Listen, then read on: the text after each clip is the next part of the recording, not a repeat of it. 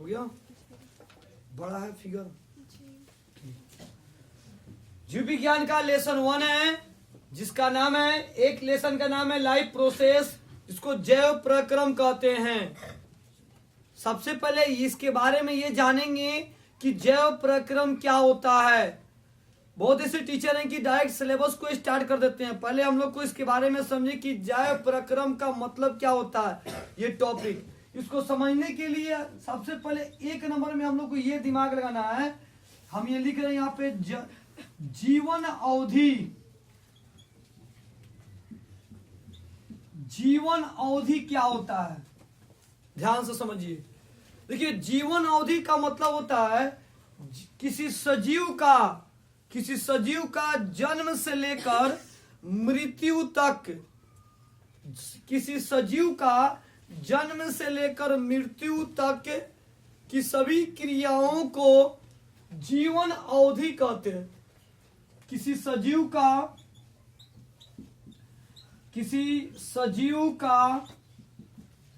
जन्म से लेकर मृत्यु तक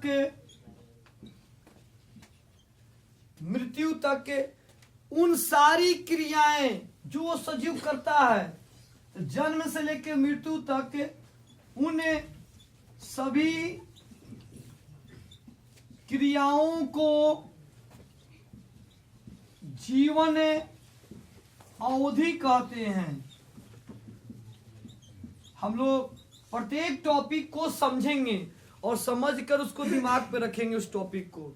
तो सवाल आता है कि यहाँ पे चैप्टर का नाम है लाइफ प्रोसेस, हिंदी जैव प्रक्रम।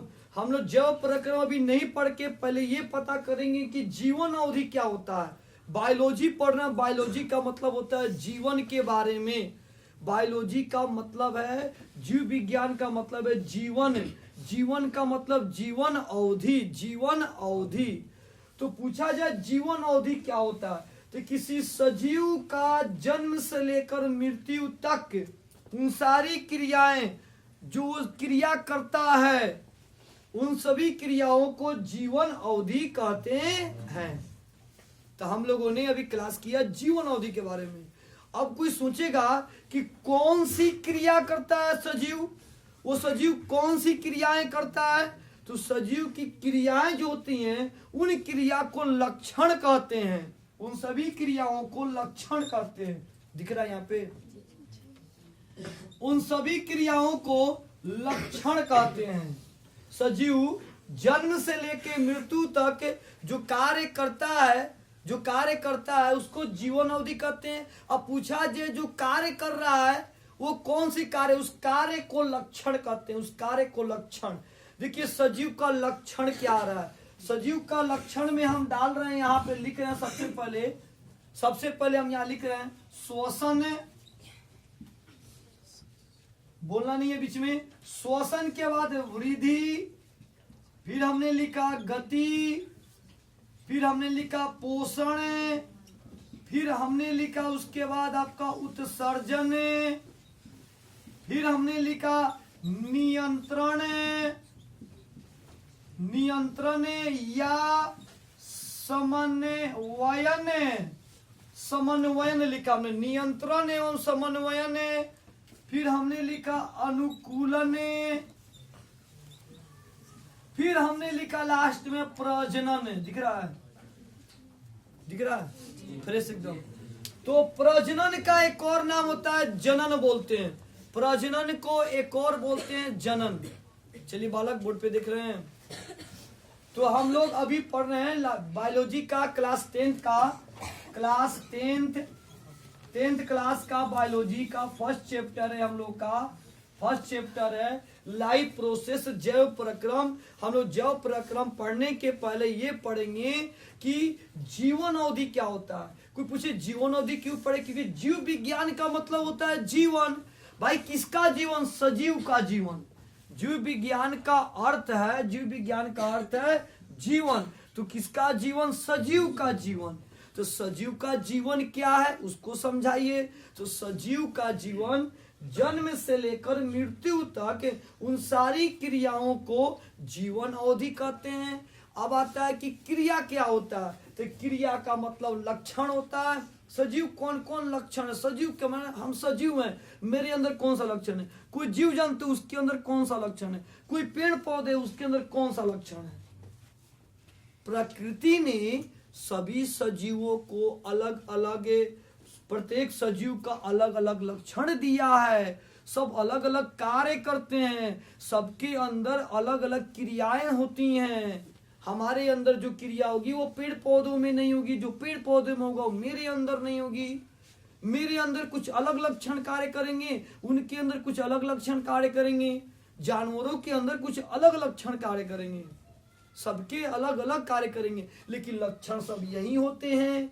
सभी सजीवों में प्राणी जगत, वनस्पति जगत, जंतु जगत, भूर्ण जगत, सभी जगत में जो लक्षण है यही सब लक्षण है जिसके बारे में पढ़ना है।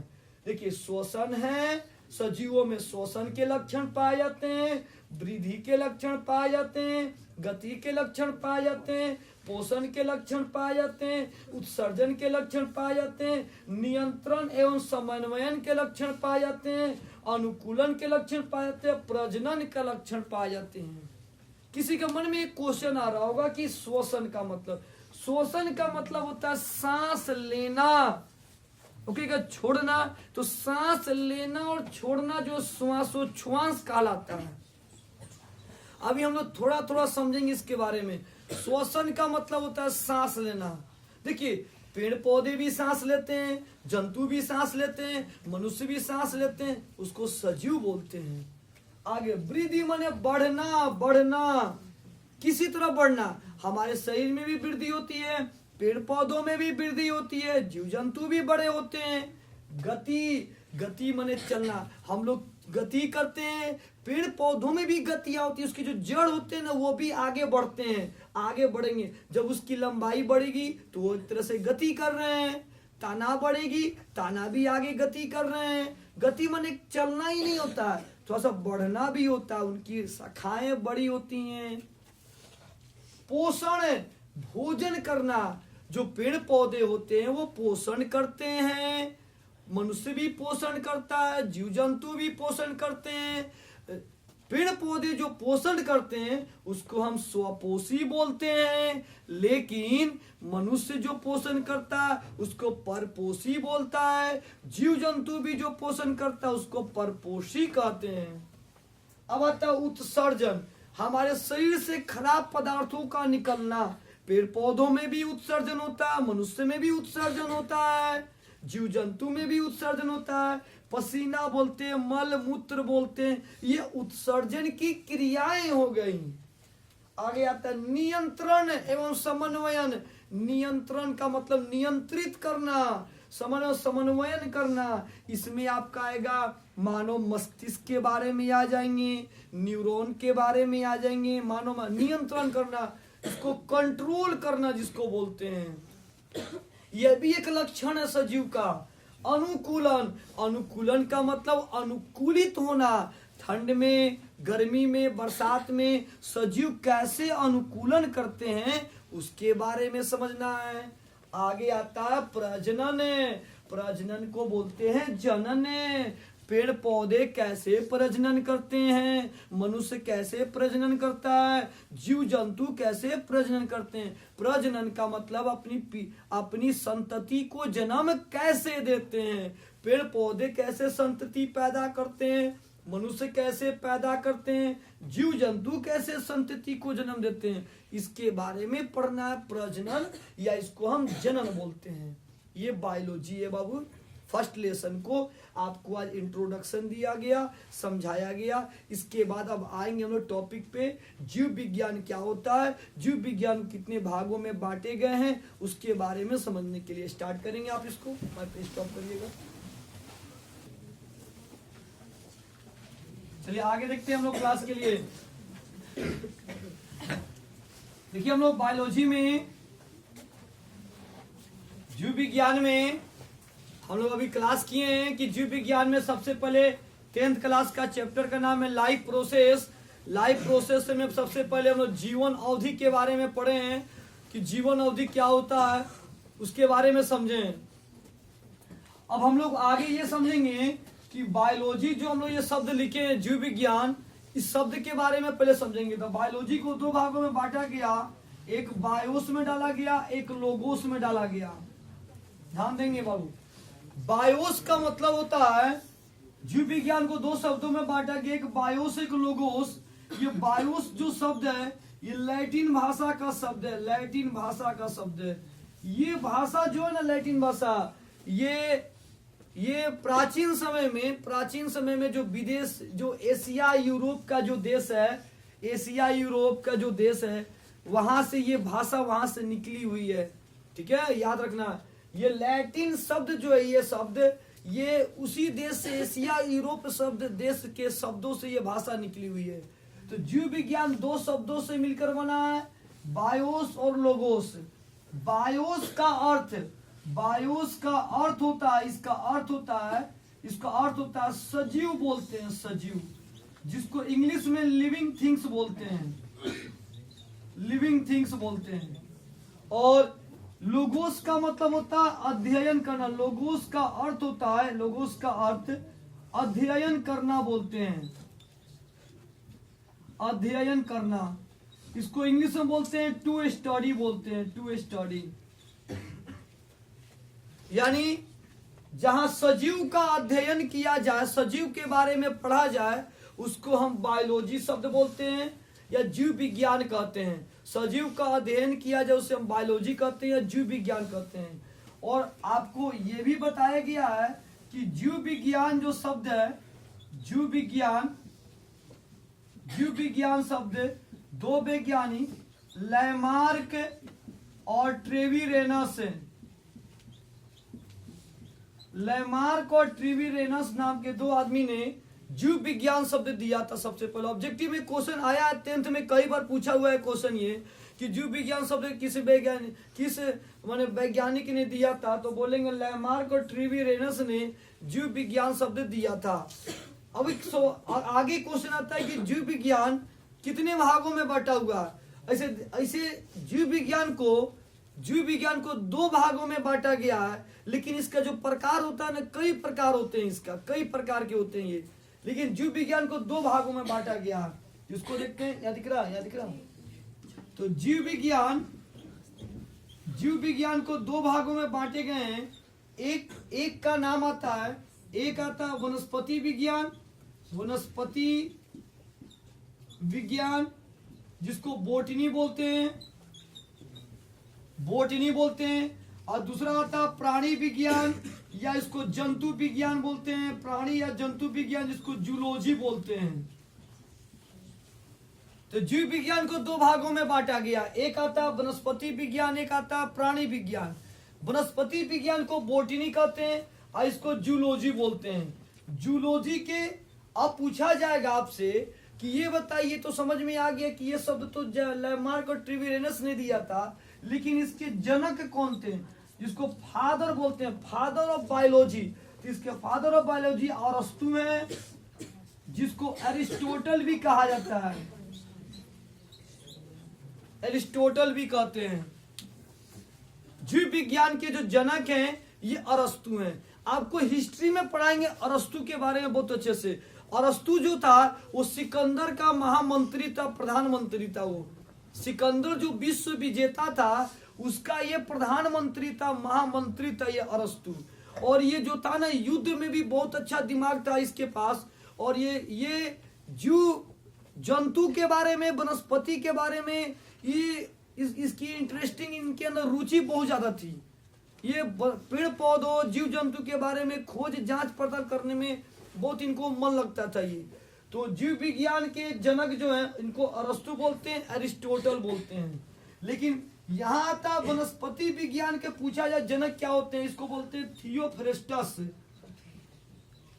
थियोफ्रेस्टस जंतु वनस्पति विज्ञान के जनक। लेकिन प्राणी विज्ञान के जो जनक है वो है आपके अरस्तु। ये कौन है, तो हम लोगों ने ये जनक हैं, जनक इसके अरस्तु, इसके जनक ये थियोफ्रेस्टस, इसके अरस्तु। जीव विज्ञान को दो भागों में बांटा गया है, एक आता है वनस्पति विज्ञान, एक आता है प्राणी विज्ञान। वनस्पति विज्ञान में आते हैं थियोफ्रेस्टस और प्राणी विज्ञान के जनक है अरस्तु। ये विज्ञान के जीव विज्ञान के दो भागों में बटा गया, लेकिन इसके प्रकार कई होते हैं, कई प्रकार की ये जीव विज्ञान होते हैं। पहले इसको नोट करते हैं फिर आगे बढ़ते हैं। आप स्टार्ट कीजिए। चलिए बोर्ड पे देखिए, तब ये लोग जीव विज्ञान का जो है, ये लड़की जीव विज्ञान का एक पहला प्रकार पढ़े हैं वनस्पति विज्ञान, बात नहीं करिए। दूसरा आता है प्राणी विज्ञान और तीसरा आता है भूर्ण विज्ञान। भूर्ण विज्ञान इसको इंग्लिश में भी हम लिखे हैं बोटनी, इसको जूलॉजी बोलते हैं और इसको एम्ब्रोलॉजी बोलते हैं। बोर्ड पे ध्यान दीजिए। आप इधर लोग देखिए, हल्ला नहीं हल्ला। तो हम लोगों ने जीव विज्ञान में हम लोग अभी क्लास किए, तो 3 भागों में इसको बांटा गया। एक वनस्पति विज्ञान, एक प्राणी विज्ञान, एक भूर्ण विज्ञान जिसको एम्ब्रोलॉजी बोलते हैं हम लोग। भूर्ण विज्ञान में क्या पढ़ना है? इसमें भ्रूण के बारे में पढ़ना है। इसमें लैंगिक जनन आएंगी और अलैंगिक जनन के बारे में पढ़ना है। तो इसका प्रकार हो गया। तो हम लोग को 10th क्लास में 3 ही प्रकार इस तरह से पढ़ना है। ऐसे 2 होते हैं, लेकिन एक तीसरा आपको बताया गया भ्रूण विज्ञान। जैसे 10th को पास करेंगे, इंटरमीडिएट में आएंगे बायोलॉजी पढ़ने साइंस में, तो वहां पे और इसके प्रकार मिलते चलेंगे। आगे बढ़ते हैं नेक्स्ट टॉपिक। बायोलॉजी में अभी आप पढ़ने वाले हैं सबसे पहले कि लगभग 2000 करोड़ वर्ष पूर्व, लगभग 2000 करोड़ वर्ष पूर्व ब्रह्मांड का निर्माण हुआ। देखिए बायोलॉजी में बताया जाता है कि इस ब्रह्मांड का जो है निर्माण लगभग 2000 करोड़ वर्ष पूर्व हुआ। लगभग 450 करोड़ वर्ष पूर्व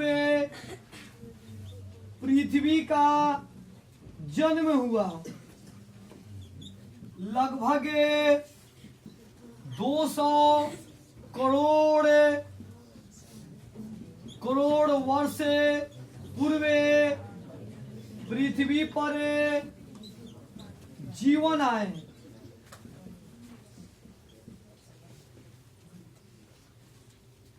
वैज्ञानिकों का ऐसा मानना है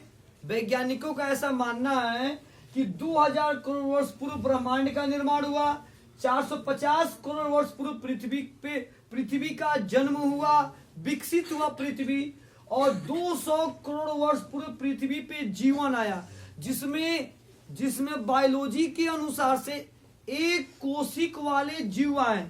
एक कोशिक वाले जीव आए जिसको हम लोग बोलते हैं रेंगने वाले जीव, पूंछ वाले जीव आए, जो रेंगते हैं वो जीव आए पृथ्वी पे। तो 200 करोड़ वर्ष पूर्व इस पृथ्वी पे जीवन आया और लगभग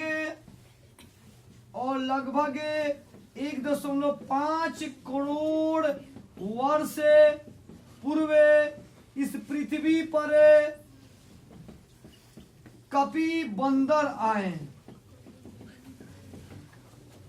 कपी बंदर आए जिसको हम लोग लंगूर बोलते हैं, पूरा काला होते हैं। हनुमान जी हलानी। चलिए बोर्ड पर देखते हैं। तो बायोलॉजी में ऐसी मान्यता है, जीव विज्ञान में ऐसी मान्यता है कि 2000 करोड़ वर्ष पहले इस ब्रह्मांड का निर्माण हुआ। जब ब्रह्मांड बन गया तो पृथ्वी आया 450 करोड़ वर्ष पूर्व। फिर 200 करोड़ वर्ष पूर्व क्या हुआ, इस पृथ्वी पे जीवन आए, और 1.5 करोड़ वर्ष पूर्व इस पृथ्वी पे कपी बंदर आए। ये बायोलॉजी की ऐसी मान्यता है।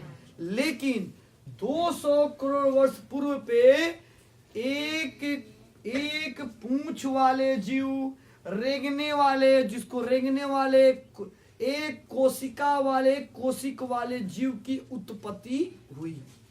अब नेक्स्ट क्लास में हम लोग ये पढ़ेंगे कि इस पृथ्वी पे पहले कौन से जीव आए, फिर उसके बाद कौन से जीव आए, उसके बाद कौन से जीव आए, फिर उसके बाद से कौन से जीव आए। अगले क्लास में हम लोग इसको पढ़ेंगे।